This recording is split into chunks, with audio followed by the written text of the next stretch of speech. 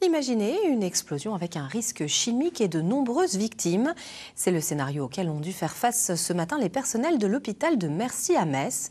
Un exercice réalisé chaque année et qui doit permettre de tester l'efficacité des services de secours en cas de catastrophe nucléaire, radioactive, biologique ou encore chimique. Valentin Piovesan et Pascal Zine. Elle a du mal à respirer, je crois.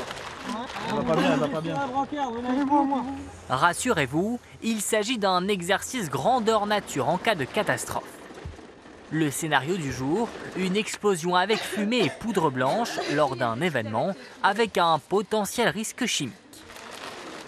Quelques minutes avant, dans les couloirs de l'hôpital, les tenues de décontamination sont enfilées par le corps médical. C'est pour protéger les équipes qui vont intervenir, d'accord, contre l'agent pathogène qui peut être dangereux, que ce soit toxique, nucléaire, tout ça. Elles sont étanches à l'eau.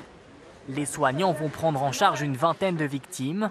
Objectif, les décontaminer avant leur entrée dans l'hôpital. On va leur demander de se séparer de leur effet personnel, de leurs vêtements qui ont été possiblement contaminés et repartir ensuite avec une tenue propre sans risque à l'intérieur de l'hôpital. Après cette première étape, les victimes doivent passer à la douche intégrale. Une fois la décontamination terminée, ils peuvent intégrer le service des urgences. 2 heures d'exercice pour les soignants, une piqûre de rappel afin d'être le plus opérationnel possible. Quelques petits problèmes d'organisation parce que c'est jamais évident de trouver sa place, etc.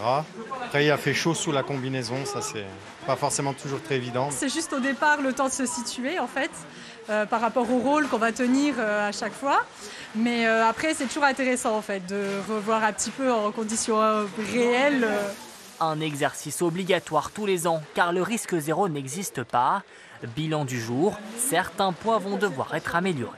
On va réajuster, on va mieux se préparer pour la fois d'après. Des problèmes techniques, des problèmes de ressources humaines, parce que tout le monde n'était pas présent pour l'exercice. Ça, c'est aussi notre réalité. Donc l'idée, c'est de se préparer le plus possible annuellement pour espérer être le mieux prêt, si je puis dire, le jour où ça arrivera.